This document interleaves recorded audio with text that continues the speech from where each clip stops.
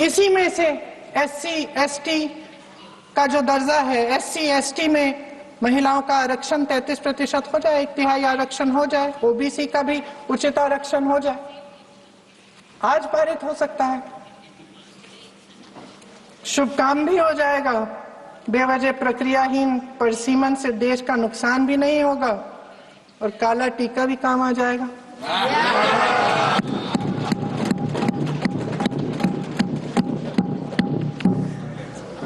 सदन की सर्वसहमति से देश के इतिहास में एक महत्वपूर्ण कदम उठाने पर आदरणीय प्रधानमंत्री महोदय जी का नाम भी लोकतंत्र का गौरवमय पन्नों में लिखा जाएगा। अध्यक्ष महोदय, आज मेरी बहुत सारी बहनें यहाँ बैठी हैं, सदन की चर्चा देख रही हैं। हम चाहे बड़े शहरों में रहती हों या छोटे कस्बों में, गांव में, चाहे पढ़ी लिखी हों, कभी भी सभागृह की गैलरी की चर्चा नहीं करते सदन में। फोटो दिखा रहे हैं।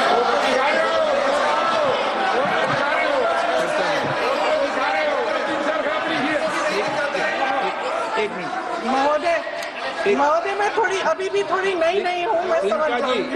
प्रियंका जी, एक मिनट।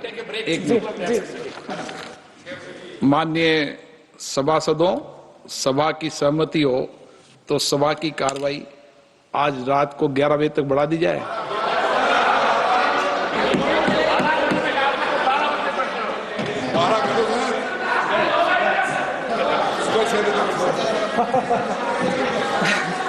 अध्यक्ष महोदय, हम चाहे बड़े शहरों में रहती हों या छोटे कस्बों और गांवों में, चाहे पढ़ी लिखी हों या हमने अवसरों की कमी का सामना किया हो, महिलाएं ही अपने समाज का बोझ अपनी दृढ़ता और मजबूत इच्छा शक्ति से अपने कंधों पर उठाती हैं।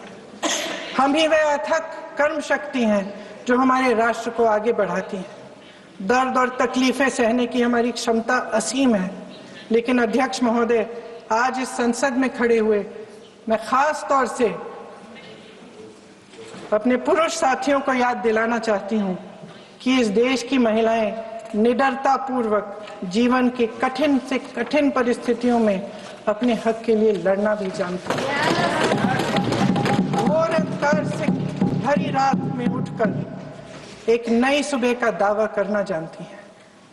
इस देश की महिलाएं वे जबरदस्त सामूहिक शक्ति हैं जो इस देश के भविष्य को आकार दे रही हैं। इसलिए अध्यक्ष महोदय, आपके द्वारा मैं आदरणीय प्रधानमंत्री महोदय जी को ये कहना चाहती हूँ कि अगर वे इस ऐतिहासिक कदम को ईमानदारी से उठा रहे होते तो पूरा संसद इनके साथ एकजुट होकर इसे पारित करता। लेकिन देश की महिलाओं के नाम पर इस देश के बुनियादी ढांचे, इसकी अखंडता के साथ खिलवाड़ करने की कोशिश ने इस विधेयक का मकसद ही बदल डाला है। हमारी संसद को कमजोर करके अपनी सत्ता को कायम रखने की एक खोखली कोशिश साबित हुई है।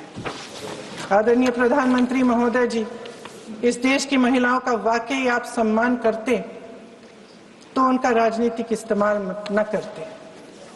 ये आपकी हस्ती, आपके पद, उसकी गरिमा और आपके दायित्व के प्रतिकूल है। आपने ही कहा था कि भारत की हर नारी का ये हक है, उसका अधिकार है, किसी की मेहरबानी नहीं। आज नहीं तो कल उसे ये हक मिलेगा और इस हक को वे पूरी जिम्मेदारी से देश की अखंडता और एकता को बचाने के लिए इस्तेमाल करेंगे।